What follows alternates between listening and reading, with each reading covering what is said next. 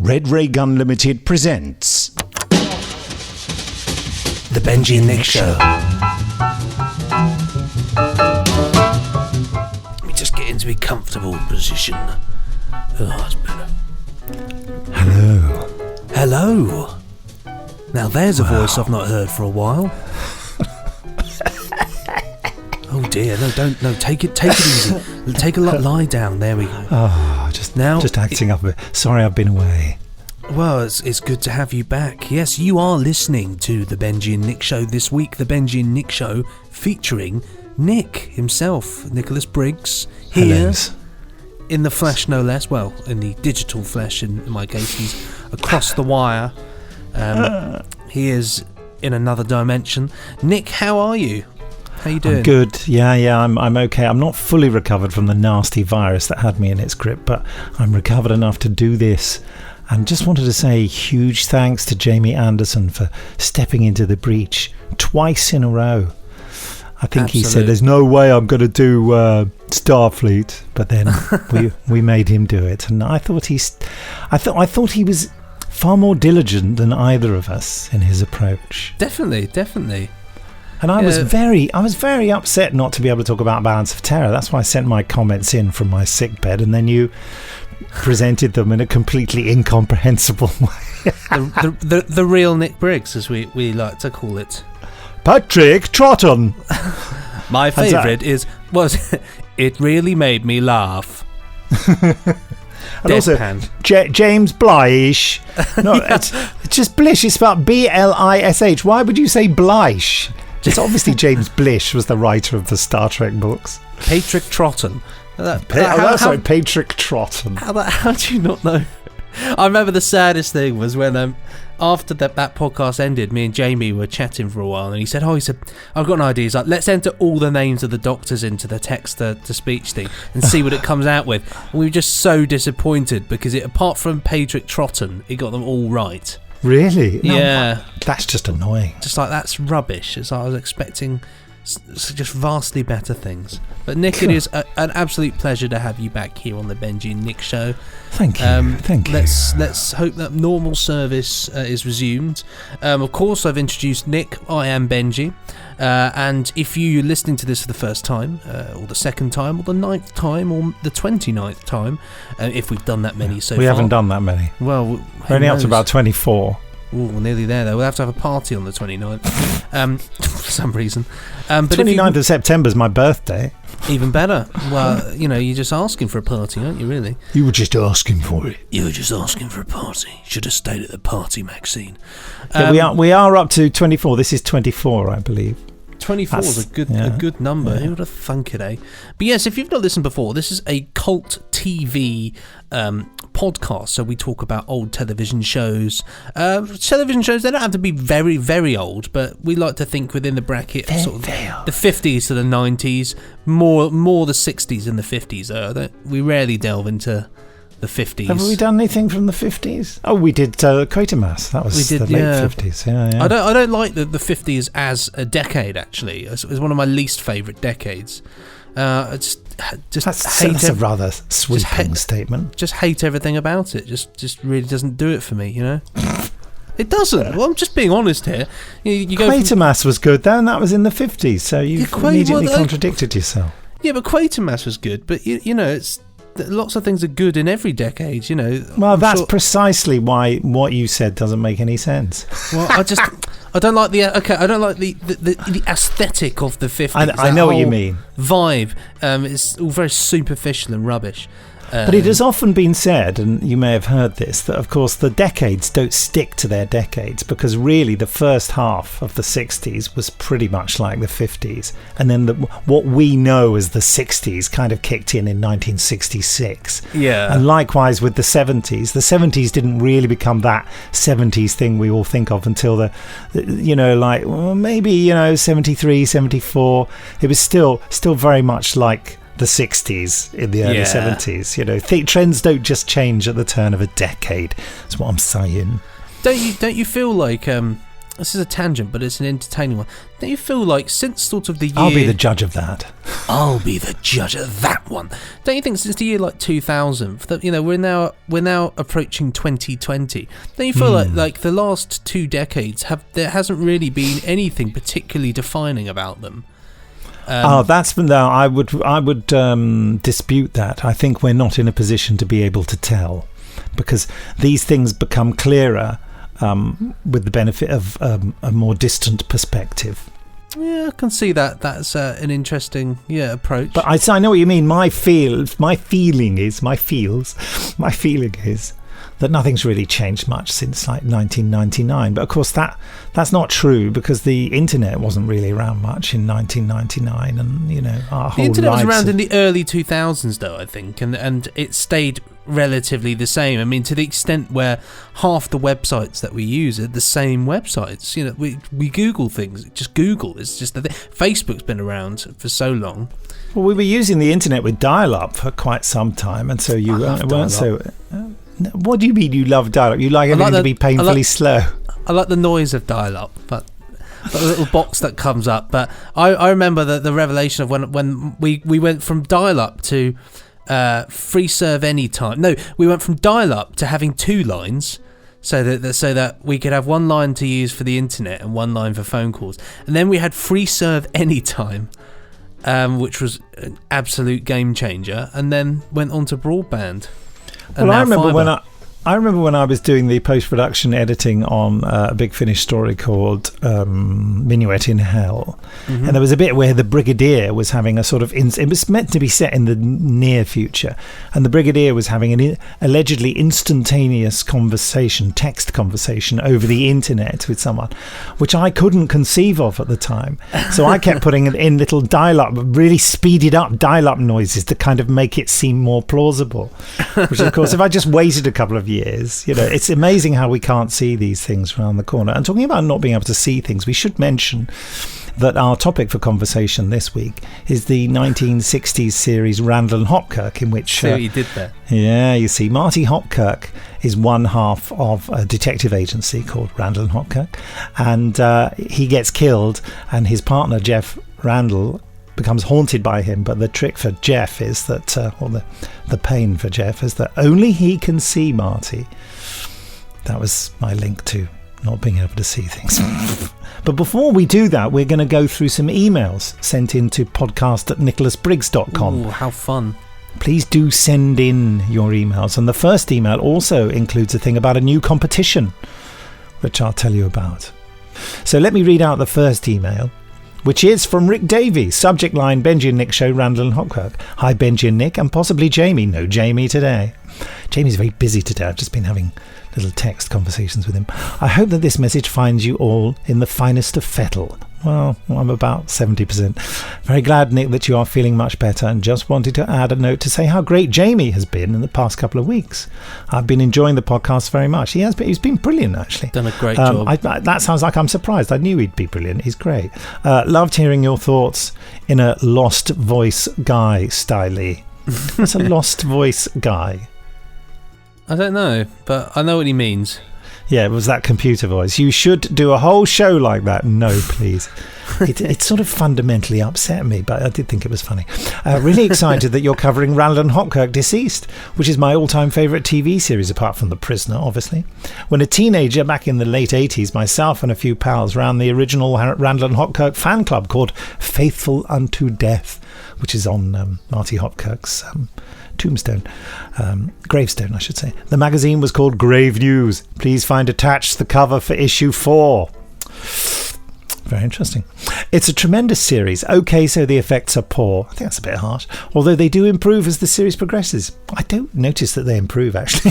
And every time there's a flying vase, you can see the strings. But the interplay and warmth between the 3 lead actors is wonderful. It's no surprise that they all became lifelong friends after shooting Wrapped. It's a great example of a TV show which sounds ridiculous on paper, but just works incredibly well in reality and provides even more assurance that Dennis Spooner was a genius. Dennis Spooner, the great writer of so much television, including Doctor Who. I met him. It has everything. The humour is dark but infectious, the direction of most episodes tight and effective, and there's also a lot of pathos and thought put into the situation of Marty, Jeff and Jeannie's dealing with grief and loneliness. Edwin Astley's music is also tremendous. I'm a huge fan of Edwin Astley's work, and I have nothing but love for the show and the performers. Now, here's the competition. Coit Media, that's Quoit Media, but pronounced Coit. Coit Media Limited are publishing the brand new autobiography of Annette Andre, who played Jeannie in the series. And we have a signed copy of the book, which will be published in September, to give away. The book is called Where Have I Been All My Life? And covers her time on Randall and Hopkirk, as well as other series such as The Saint, The Prisoner and The Avengers, and includes a foreword by Sir Roger Moore and an afterword by Marty Hopkirk himself, Kenneth Cope. Question: in the series, in which European resort could you have seen Jeff, Marty and Jeannie appearing alongside the Master, the Brigadier and Yrcanos from Doctor Who? There you go. Do stay well, Nick, much as it would be appropriate this week for the show to be renamed the Benji and Nick Deceased Show.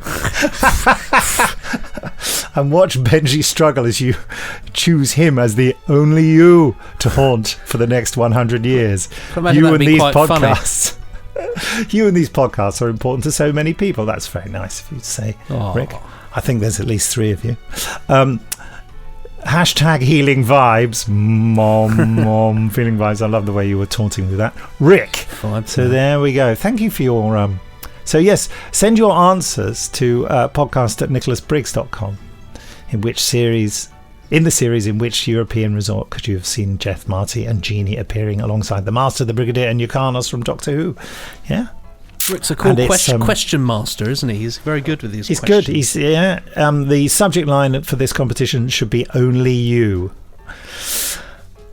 I really want to talk about Randall and Hopkirk now, but we must move on. Could you read out the next old email there? Okay, so our next email here is from Thomas Hodden.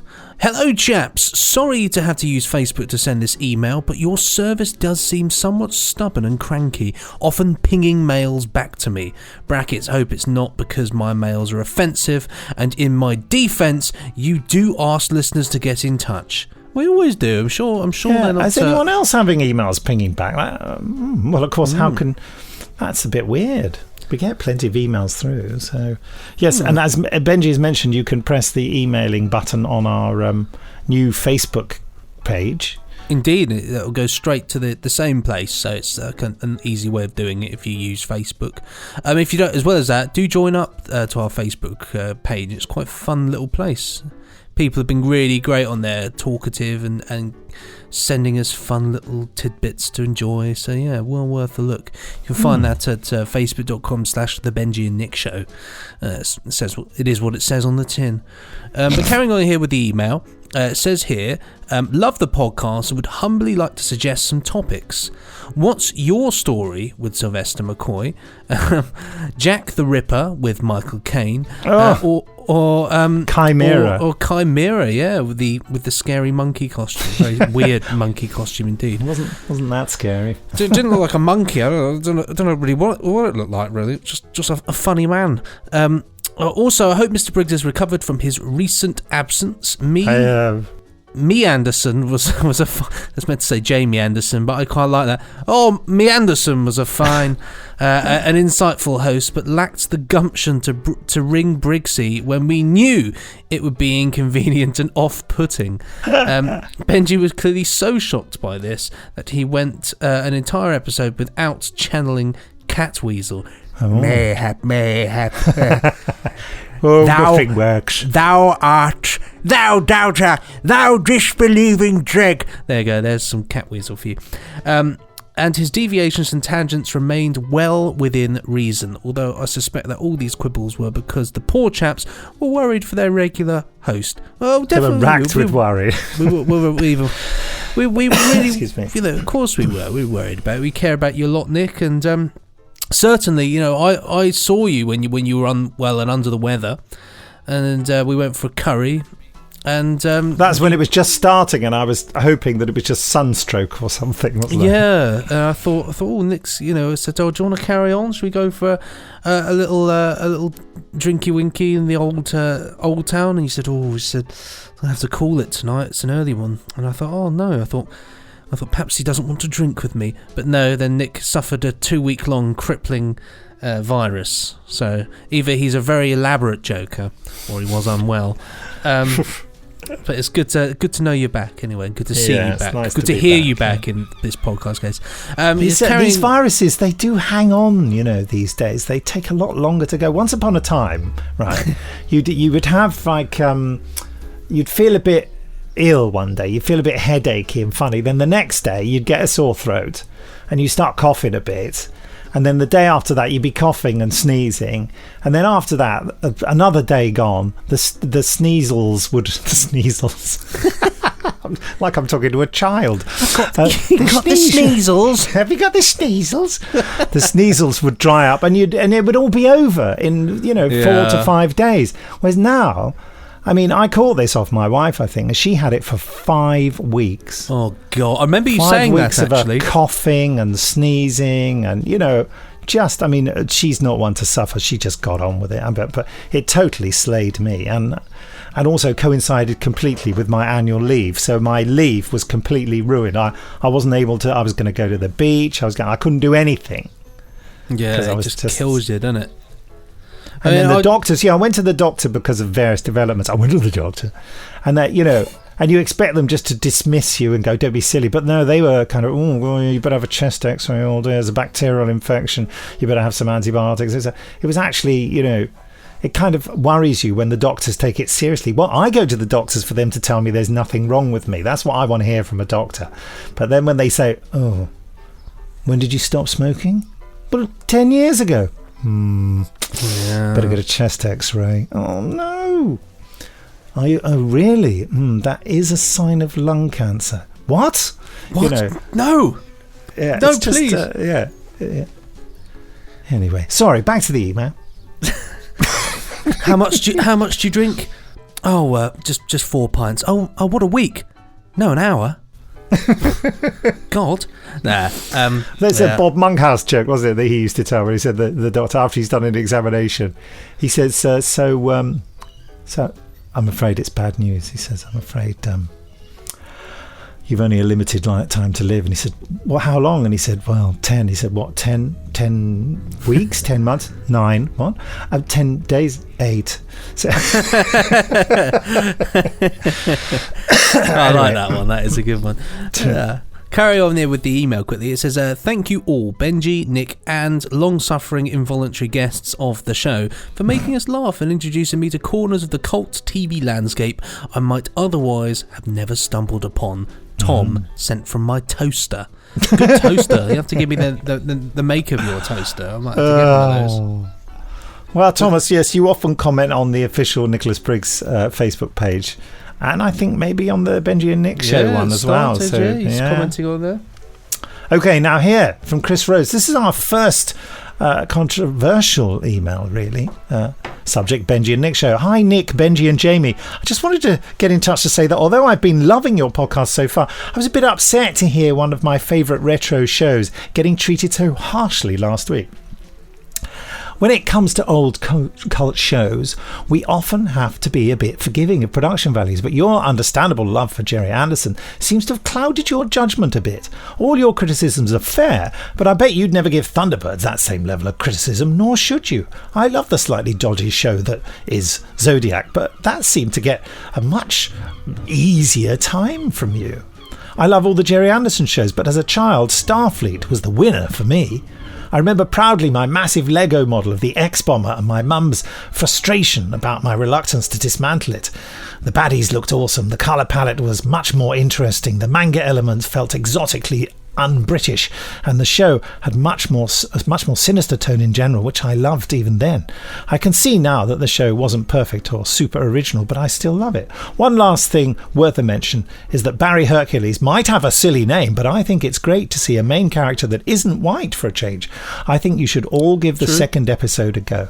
All the best, and looking forward to the next episode. Chris Rose, Kiss. Well, that's interesting, isn't it? Because both you and I did have a little text exchange and said, we thought we'd hate it, but we actually rather loved it. But then it did get a bit of a drubbing during the podcast, didn't it? It's one of those ones. It didn't. I mean, I still like it. I still think it is really good. I mean, it's just one of those things. We can only sort of comment, I suppose, how we do. But needless to say, to give you, Chris, your dues, it's a cool show, and I have to admit that I did. After watching it, I did actually go on quite a thorough search on the internet to see if you can actually purchase the soundtrack of the music, because I was loving it. And it looks like it was once available, but it's not anymore. But so needless is it like to say, Gold Dust? It's one of those ones that I don't quite know what really happened. It was sort of released, but then it kind of there's pictures of the CD, but then you can't really get it. So if you can, it's at a ludicrous price.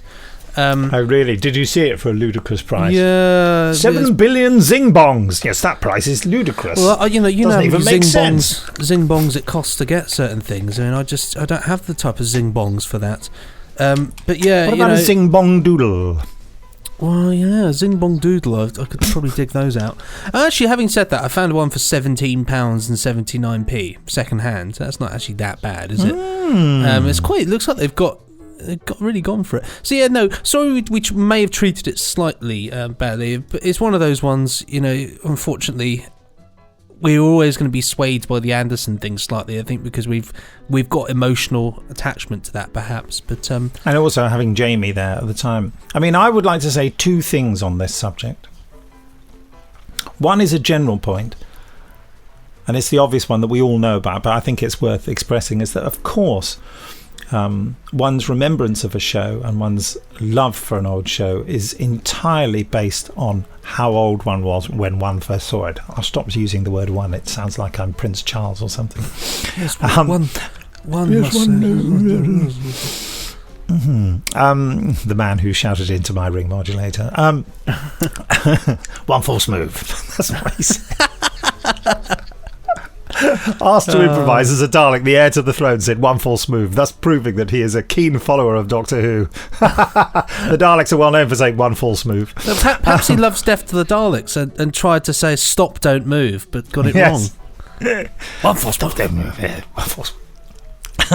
Anyway, you know, so it doesn't matter what the there's no such thing as objectivity, and one's subjectivity, I've used one again, your subjectivity is entirely affected by the emotional state you were in when you first saw it, and we're much more forgiving when we're younger in many ways. And of course I watched Starfleet for the first time when I was in that hypercritical phase. I mean, a phase when one was hypercritical about things. As a student, as I said, it was hangover TV for me. I turned on my little black and white portable television set and, you know, was watching this thing. And to me, it looked like it came from the 60s or 70s. It looked like old television, and I was quite shocked. I suppose you were watching it on a small black and white telly. Well, yeah, but also just the whole style of it and everything. It felt like sort of Marine Boy, which is sort of very manga, Marine Boy was a thing I watched when I was a kid, an animation thing, and anime, really. And I remember being quite shocked to find that it had been made that year. I thought, what? like this is like modern television. This is like something from a long time ago, because again, you know, in the early 80s, the 70s seemed like a long time ago, but that again is to do, so it's all subjective, really. And that was my personal experience of it. But you know, Chris, you were probably a lot younger, and I do take on board all the points you say, actually, and I think that will go some way to redress the balance.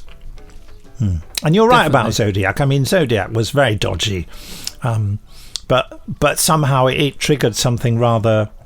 I think it was Anushka. It was Anushka Hempel, really. That she does trigger quite a few things. Yeah, it's, you know, that's the beauty of this podcast. I think is it's about discovering things. Sometimes, you discover things that you think are brilliant, and then you realise they're not as brilliant as you remember. You sometimes discover things which aren't brilliant, but then you end up going away thinking that was brilliant. Or in some cases, you've never seen something before, and you'll either have your new favourite programme or a programme you can slate to all your friends after a few beers. You never know which way it's going to go, really. So I think you've covered all the bases there, Benji. Well, I like to think so, yes. No false moves. But, you may like it or you may not like it. Or you may not like it, and then you'll like it, and then you'll not like it, but then you'll like it afterwards. Or you may not like anything, or you may like everything. Who knows? Who knows? So, we are talking about Randall and Hopkirk deceased. Benji. Well, I watched it yesterday. Episode 1, wasn't it? Episode 24, I thought we were watching. Episode 1. So I sat down with me cup of tea and me dog. Was it called episode 1? It was called, was it My late lamented... My late lamented partner, wasn't it? Or my... Is that the right? Hold on, let me get up the name. I should have brought the DVD to the My late lamented friend and partner. Friend and partner, that's right. So I had a watch of it yesterday, and the thing about Randall Hopkirk is that it's one of those shows, from my memory of it, when I first experienced it, is that it's just always on. It's just one of those shows. It seems to always be on some distant channel on Sky. But I've always kind of watched it on and off, but I've never watched it from the first episode. So this was actually a new thing for me, because I just it was one of those, I just knew it. One guy's dead, the other is not, and they solve mysteries. Do they sing about it? No, I just made that song. One guy's dead and the other is not, and they solve mysteries. Sorry. But sitting down, He wears a white suit. Which costs a lot to clean. But it was my first experience of the first episode yesterday, and I have to say I thoroughly enjoyed it. Nick, what about yourself? I mean, you got the DVD, so you can't think it's terrible. Yeah. No, Randall and Hopkirk, hugely important to me. The thing I was talking about with reference to Chris Rose's email. Was it 1969? 1969, yeah. Yeah. So, I mean, I was quite young at the time, but it just caught my... piqued my interest. I think it was on at 7:25 on a Sunday evening. So it was just about the last programme I was allowed to watch on a Sunday school the next day, It was very special to me, and I used to have... Sorry, I'm sucking a cough sweet. I used to have special permission to stay up to see it. And the awful thing was that my parents used it as a punishment leverage thing. Oh, one of those, yeah. That if I had misbehaved in any way, the threat would be, you can't watch Randall and Hopkirk. And so it has the series itself has a special and awful place in my memory, where I had obviously been behaving in a way that it's interesting how children, when they're older, they never remember what they did wrong. I don't remember what I did wrong, but I remember I kept repeatedly doing it. And my mother kept saying, if you don't behave yourself, you won't see Randall and Hopkirk tonight. But I apparently kept doing whatever transgression over and over again. Goodness knows what it was. I expect it was nothing. Wouldn't it be funny if we could watch all these things back? And they said, right, you won't watch Randall and Hopkirk. But I just thought that they knew how much I loved it, and it would be such a massively cruel thing. I think I just didn't believe that they would be so horrid. But they decided to stick by their guns. And they physically propelled me from the room as the programme started. And for the entire length of the programme, I fought to get back into the living room and became quite hysterical and, breathless the way children do when they can't breathe properly because they're crying so hard. And the whole time I could hear the very distinctive Edwin Astley soundtrack in the background and Jeff and Marty and going on, and me, no, you're not going in, you're not. And then finally I heard the closing theme, and my mother said, there, it's finished, now go to bed. It was just horrific. Oh, God, that does not sound like a fun memory. No, it's lucky for me that my mum is not the kind of person who... My father died quite a while ago, but my mum's not the kind of person to listen to a podcast because it would upset her to hear me saying that. But it's a real... And let me just be clear that, I love my parents very, very much and have a great relationship with them, but they came from a time when discipline was everything, Yeah. And the great fear was that your children would be out of control. It was nothing to do with whether children would be happy or not. And it was like, it won't benefit you if you're not told not to do things and have limitations in your life because life is disappointing and hard. They'd grown up in the war. It's a grind, yeah. Yeah, don't think everything's going to be nice and we're here to tell you it's not. And this was Randall and Hopkirk, or the lack of it, was used to illustrate this to me. So I already loved it a lot, but I kind of had an extra special love for it because then and of course my behaviour was modified to a level that my parents liked because I was desperate not to go through that trauma again. And so, yeah, I love it deeply. The sound of it triggers emotions in me. I mean, I would say, typical of all these ITC series, they don't fully use the format, do they? The format is brilliant. He's got a dead friend who's a ghost who only he can see. But a lot of those plots are standard ITC plots that could be used in any series, the Baron, the Champions, anything. And sometimes they don't use the ghost thing enough, and it's like halfway through the writer suddenly thinks, oh God, yeah, he can walk through a wall, can't he? Or he can I better put that in. You can see so many opportunities, which is presumably one of the things that led to there being a remake later, but more of that later. What about this specific episode? What did you like about it? Okay, well, so just quickly, going into Randall and Hopkirk from this perspective, in a sort of subjective way, I had a huge... on my shoulders, I had to remember that my mum absolutely loves Randall and Hopkirk. She loved it when she was young. She's my generation, isn't she? She is. I think you're actually the same age. So she's she loved it, and so I knew that I had to go in with a mind to enjoy it. But I thought this episode was done really well because it's kind of in a way, I suppose I knew what was going to happen already, so it was no shock. But I wonder, back in the time when people watched this for the first time, it must have been gripping to think, well, what on earth is going on? But no, I thoroughly enjoyed it. I mean, I love that the whole feel and the vibe of it. That the soundtrack, it's very iconic. It's very, it is what it is. Strangely enough, I found that this one, with all the things like the phone calls, and he's chatting on the phone, it reminded me a bit of what they were Marty's doing. Phoning him from beyond the grave. Yeah. So wonderfully done, and some great comedic stuff there as well. But it reminded me a little bit of like what they were doing later on in Life on Mars, and when he would pick up the phone and hear random things, and it instantly, everything about it reminded me of that. But I liked it all. I mean, there are some. Okay, so there's the bloke from Softly.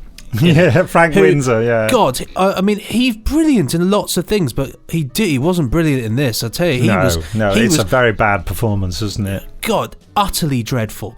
And that's not. And I felt sorry for him because he's brilliant. He is really good in things, but in this, he was the weak link. The one weak link for me in this was that his performance was just dreadful. I felt that he wasn't believable. It was completely. Well, for those who don't know, the basis of the plot is that Frank Windsor plays this chap who is been playing away from his wife and she has found out about this through Randall investigating and taking photographs of Frank Windsor with various dolly birds. So she resolves to cut him out of the company which she's the majority shareholder of.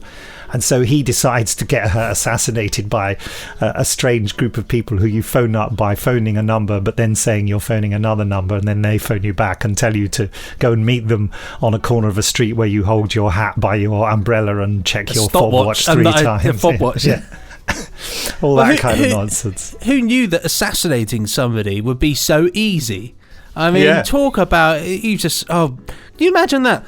Oh, that woman I've just met at the bus stop. Just gonna phone her up. Oh, I'm just gonna knock her off. Right? Can you just? Well, presumably it costs lots of money, Benji. I think that's the deterrent. Well, quite. But, still. You carry on with the plot, anyway. But and I'm telling you the plot. But the plot is that then because Randy Hopkirk, then because Marty Hopkirk goes to the place and says, we were investigating on behalf of your wife, and we think you've done something here. Frank Windsor decides to have Marty Hopkirk bumped off, and basically Frank Windsor just wants to get anyone who doesn't agree with him knocked off. Knock him off. So he probably read this script and thought, I don't like this character, so I'm not going to do a very good job of playing him. He basically does nothing. It's not bad acting. It's just like no acting really is going on. With a couple of pantomime sort of expressions here and there. It was just, I didn't think it was his finest hour. However, the actual episode itself is a great bit of telly. It's great fun. Rick Davey was very anxious that we were watching this episode because he said, it's a great series, but it's not the best episode. And there are all sorts of little interesting things in it. I find Randall's reaction to his dead friend phoning him up to be oddly written. He doesn't notice that he's speaking in a very echoey voice, which they've obviously decided to put on afterwards. But the first thing he says, why is your voice echoing? And he quite realistically immediately says, "Oh, Marty," and then he goes, "Oh, hold on." But there's not much emotion in this story. It's an interesting performance by Mike Pratt that he doesn't seem to get that upset that his friend's dead. He seems incapable of expressing that emotion. It didn't feel like genuine conveyed like sadness and emotion there. Like it was quite, but then at the same time, it did work. I mean, I don't know why he didn't just leave the phone off the hook if he was that bothered about it. Rather than pestering that poor bloke downstairs. The operator. Right? Are you all right? And then that lovely moment where he says, "So you say no one called me?" And he plays him the recording he's made of the phone call. Oh, I love that. Marty's voice is missing. And then rather than saying, "Oh, something's wrong," he just slams the phone down. Yeah.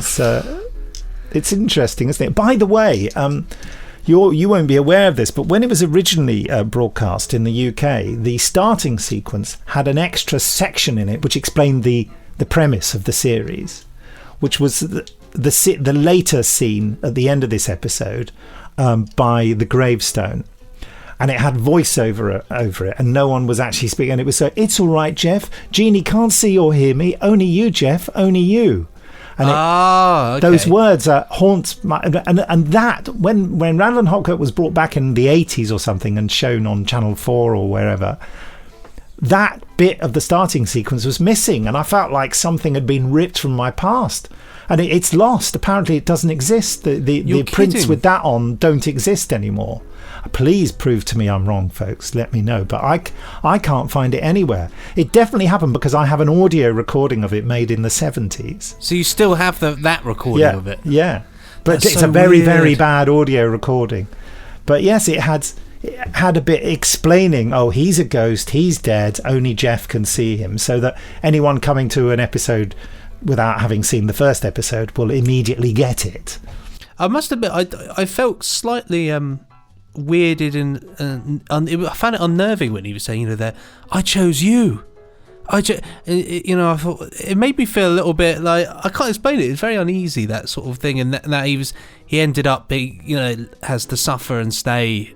That hocus pocus superstition stuff. He didn't choose his wife. He chose that bloke because he had that injustice. He wanted to solve his own murder. It's a murder, I tell you. No, they proved it. What was it? Who are they going to believe? What, you? I spoke to a ghost. I tell you one thing we got. Of course, he accidentally ends up staying there for 100 years, doesn't he? Because he decides to stay up after the sun has risen. To make sure Jeannie's all right. I tell you who we do have to mention in this is that the bloke with the horrible face, who's in a lot of things with the horrible face. The guy who he was the old sort of the beatnik, the beatnik busker chap, Ronald Lacey. Yeah, what a face! What a who's fantastic in face! Raiders of the Lost Ark. Yeah. He most certainly is. And gets the imprint of the talisman burnt into his hand and all that. Yeah. I thought he was great fun in it and all of that, and that wonderful sequence where and he's got the bottle and he says, he's behind the door with the bottle. He's like, right, okay. Well, that's Marty telling Jeff. Yeah, Marty telling Jeff that, and then they have that sort of a bit of interplay where they're on the bed and he's speaking to Marty. And of course from the guy's point of view, it looks like he's just a nutcase. Yes, it's in a way there is some fantastic comedy in this. Yes, I love those moments in the entire series when Jeff abandons the pretense of pretending that Marty isn't there, because there are two interesting setups in Randall and Hopkirk. When Marty is talking to Jeff and Jeff is with someone else and Jeff can't reveal that Marty's talking, I always think the other actors do a really good job of ignoring Kenneth Cope. And then those lovely moments where Jeff just thinks, oh, bugger it, and just talks to Marty in front of people and doesn't care whether people think he's bonkers. I think there's loads of potential in there. I think there really is. And also, I tell you, the one thing I do think is that they do a great job of Randall and Hopkirk themselves. They do a great job of actually, you do believe that they're good friends.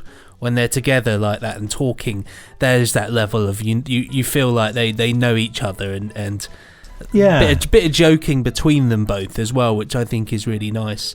And of course, I love all the fun, with when he blow, because he blows things, doesn't he? Go all the wind and that. Wonderfully funny in some parts, but also wonderfully atmospheric in others as well. It's got a good atmosphere, I think. Like all the ITC series, it was made so fast that, there's copious use of body doubles. Virtually any location scene, you're always looking at the back of someone who doesn't look anything like Randall or Hopkirk, except that they're wearing vaguely the same colour suit. Both the introductory shots of Randall and Hopkirk getting out of their car and going into the house, it's not them, it's not Mike Pratt, it's not Kenneth Cope. Did you hear the story, by the way, that Kenneth Cope, who was quite bald, the wig he wears in it, that for the first 6 episodes he's actually got the wig on the wrong way round? No. And they only discovered a few episodes in, actually no, it goes that way? I don't know whether that's an apocryphal story. Yeah. I should ask Martha Cope about that. I know Martha Cope, I haven't seen her for ages actually, but she's his daughter, and I worked with her on Doctor Who and have done conventions with her and I've got her into Big Finish a couple of times, and she's extremely close to her father. They speak every day on the phone or see each other in person, and I should have asked her about that. But she's how funny. Interesting thing about Kenneth Cope and Mike Pratt and Anne Andre, and this happened to a number of actors in these ITC series. They get these huge starring roles in series that become iconic, but they become iconic because they're repeated in syndication. And really, these actors only did, say, 24 episodes, and yet the series seems to have been, as you said, Randall and Hopkirk seems to be on all the time, or used to. It certainly feels like it's on all the time. They did a bit of work, they did this, and then they never got famous for anything else. As well, in the case of this one, and what it's interesting you said that as well, because this is only 26 episodes, and I'm shocked looking at this to think it's only run for one series, because it feels to me like it's the type of show that, with such a success and such a replay value, replayability, that I would have thought they would have done more. But that's why they didn't do more, because they could just keep repeating it.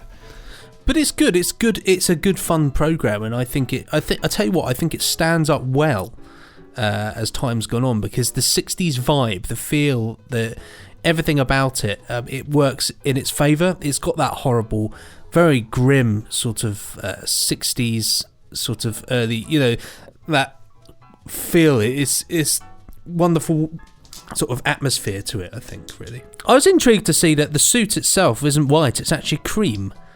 I thought that's an interesting choice. It's like a sort of washed out, off-whitey, creamy.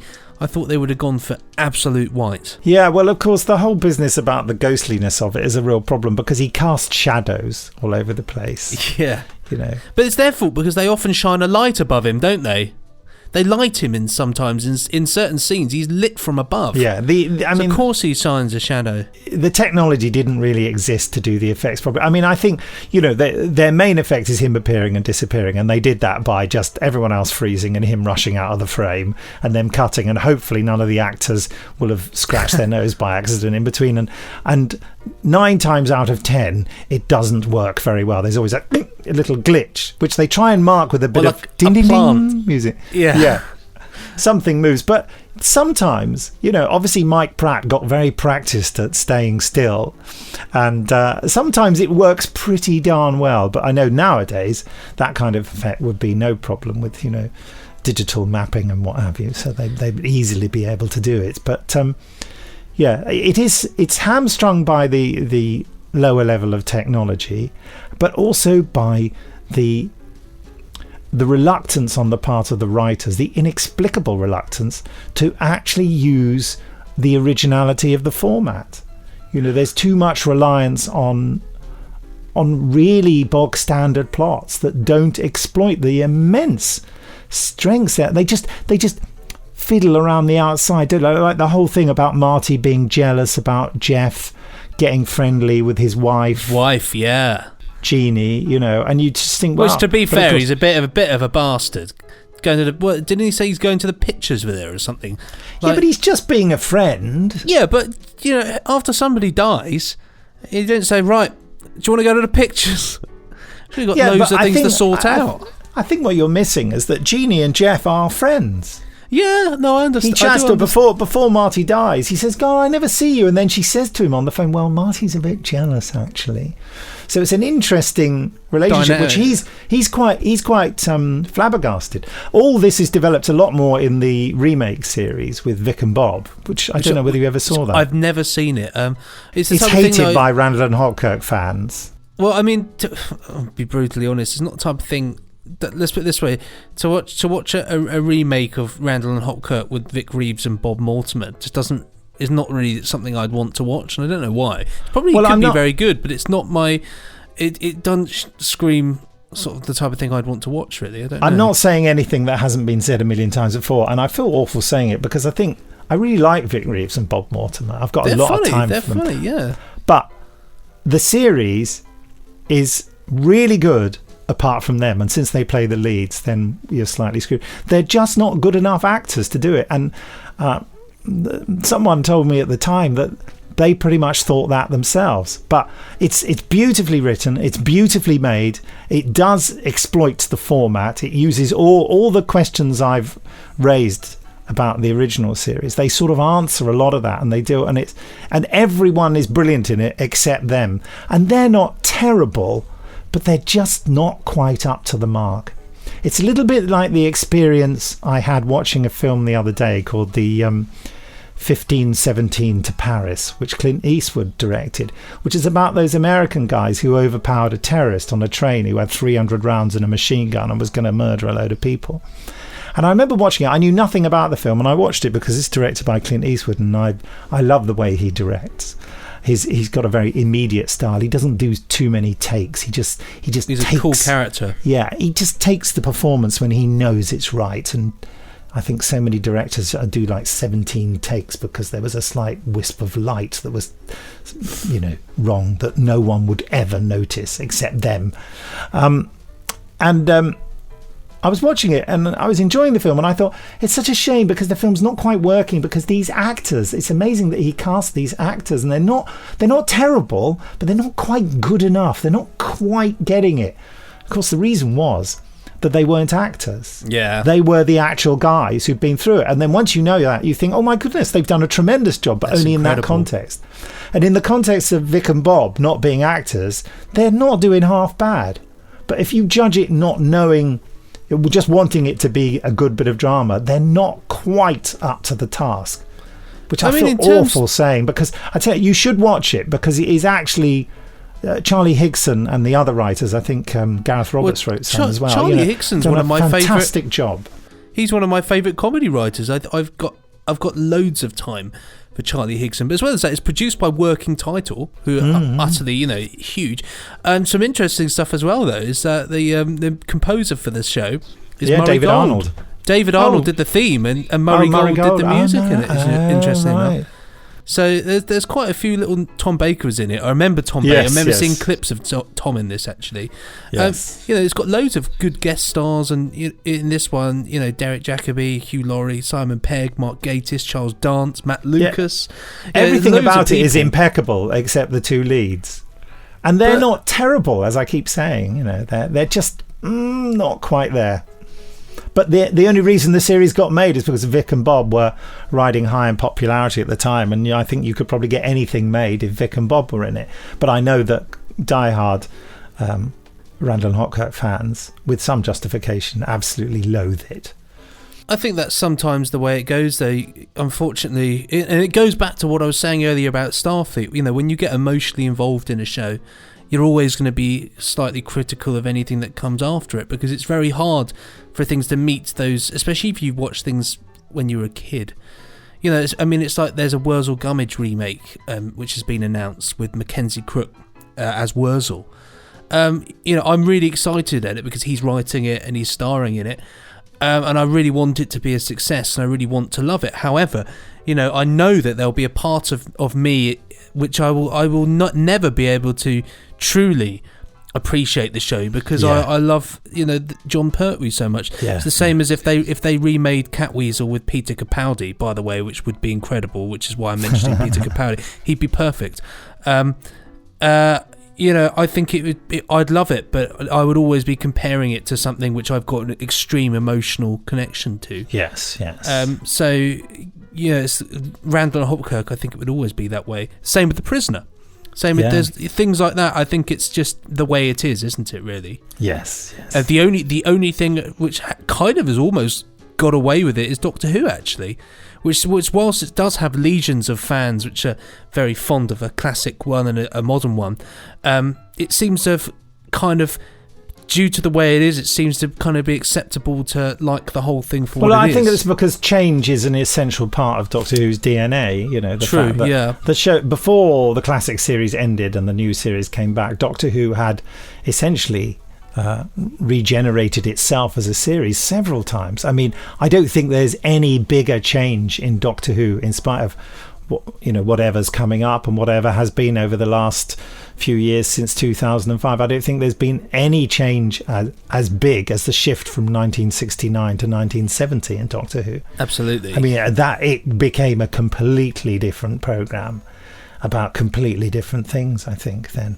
But that is not a trendy thing to say, so maybe I should not say it. No, it's all opinions. This is why we do this. All opinions valid, and all thoughts are aired in this little slice of the internet. How do you feel about Edwin Astley's music? Love it, absolutely love it. Too. It would be a crime. It'd be a crime to say that it's not fantastic, because it's exactly what this show needs and should have. It's got everything. It's that wonderful mixture of it's contemporary. It goes with it's as in contemporary as in for the time, not now, obviously. It's contemporary. It has that sort of crime detective vibe to it at times, but also it has that sort of fun, playful bit of a lot of harpsichord, a lot of harpsichord, some vibraphone in there as well. Yeah, it's fun. It's the guy. Didn't he do he did The Saint as well, didn't he? Yep, Edwin Astley. He also did the Danger Man. Of course, yeah. There was a fantastic programme on BBC Two years and years ago, who I'm very obliged to the people who I went on Twitter, one of my first big Twitter experiences, and said, has anyone got a recording of this show? I remember that, where Jules Holland did a documentary about Edwin Astley. Oh, really? About his music, and and Jules Holland and his band played the Danger Man theme. Oh, it was fantastic to see, with the two different keyboards, and and they did an extended version of it, and there they all are doing the brass and everything. It's absolutely fantastic. But he went and interviewed Edwin Astley's widow and daughter, and it was fascinating. And his widow said that Randall and Hopkirk, or Randolph and Hopkirk, as she called it, was her favourite of her husband's themes. Randolph and Hopkirk. It was interesting what Jules Holland was saying, that Edwin Astley's music was very intrinsically English. He said sometimes his music was often better than the programmes it was on and made the programmes more bearable and magical to watch.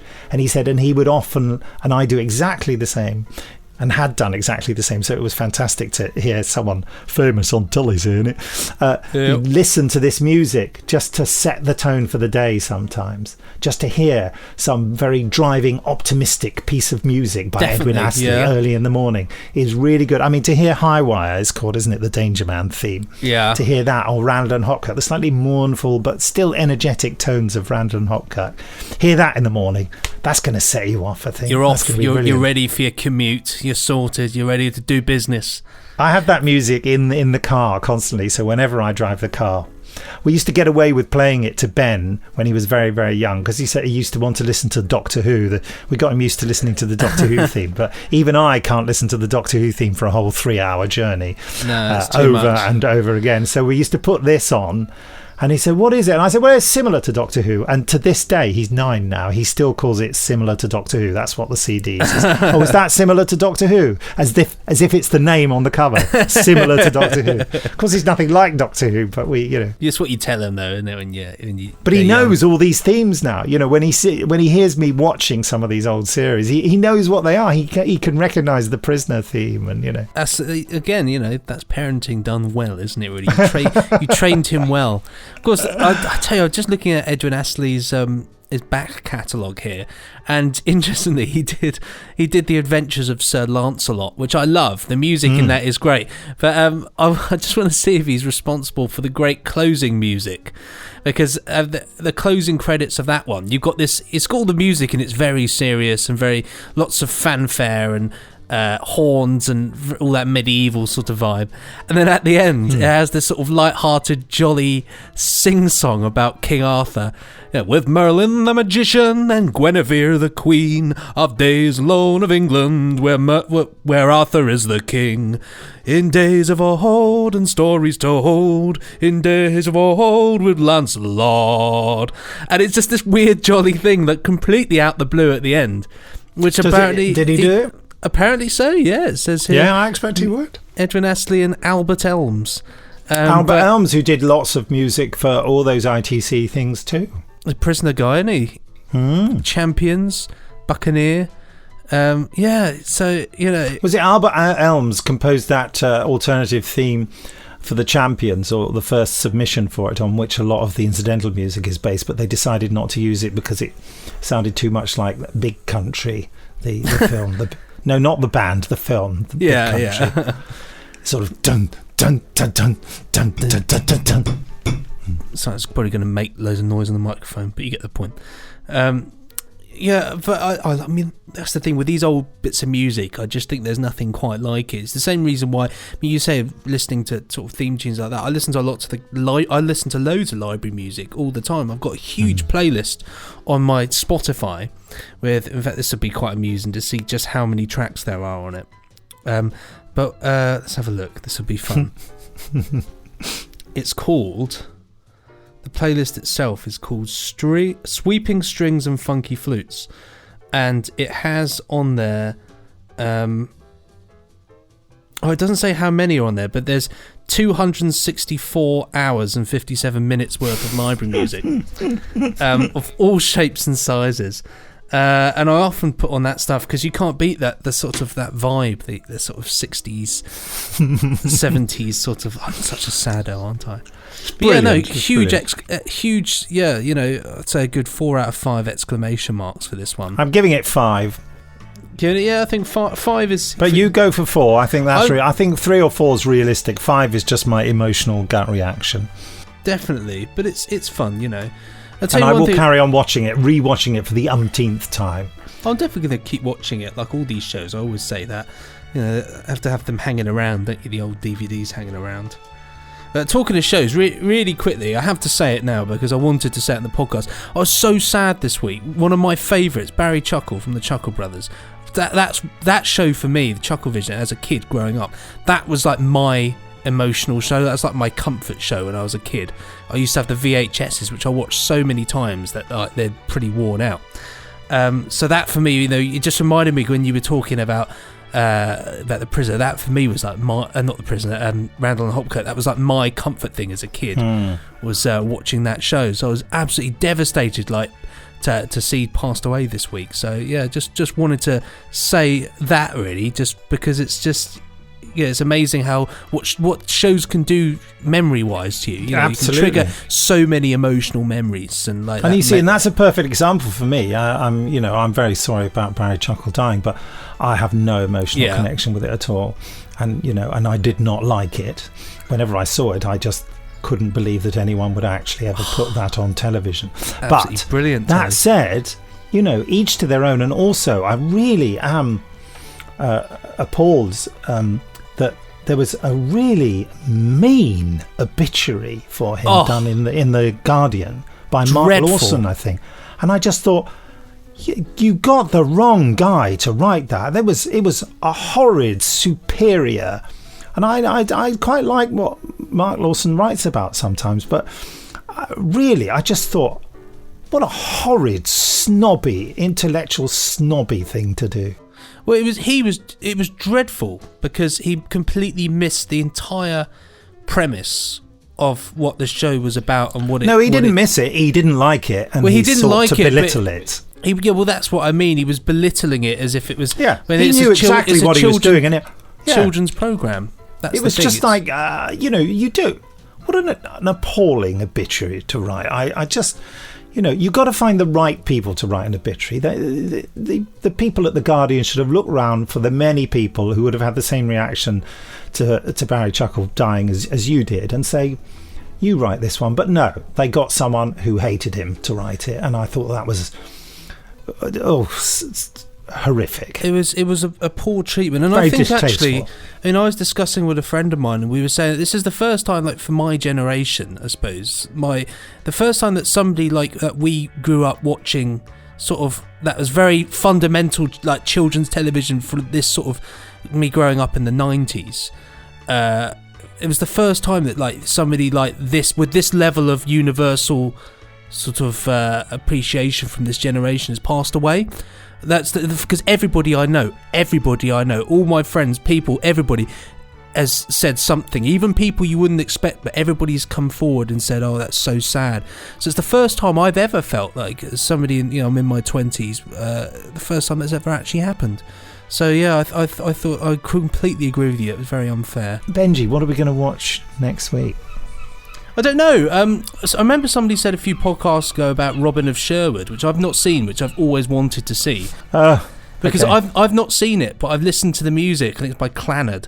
Yes. So I know the music more than I've never actually sat down and properly watched Robin of Sherwood. So I'm quite keen to see what it's about. So we could do that one if you like. Yeah. Okay, so we'll watch the first episode of Robin of Sherwood. We certainly will. Be interesting since I've worked with Michael Praed.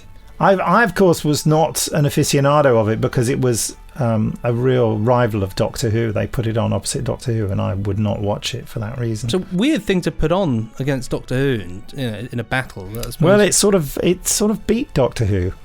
It had Ray Winston in it. That's right, Ray Winston. Ray Winston from Scum. Well, I was about to quote Scum, but actually you would not be able to quote Scum on any podcast because it's unless it was the swearing podcast. Unless it was just the nasty swearing podcast. But yeah, so that'd be a fun one. Well, Nick, it's been a pleasure to have you back in the chair with us on the Benji Nick Show. I feel exhausted. I need to lie down. Well, quite. Yeah, for quite. Yeah. So don't forget to email us at podcast@nicholasbriggs.com. And there's that lovely Randall and Hopkirk competition, the closing date for which is going to have to be in 2 weeks' time, even though the prize won't be available until September. Well, there we go. But if you get in there, you'll be first on the list, I suppose. So the closing date will be the Friday, the 24th of August. Perhaps we should have mentioned that earlier, but anyway, we've mentioned it now. So, here we thanks, are. Benji. What a pleasure. Well, as always, Nick, it is indeed a pleasure. It's great to talk cult television once more with you. So that has been Randall and Hopkirk, deceased. Next week, Robin of Sherwood. Goodbye. Goodbye. Pressing stop now. Ka-chung.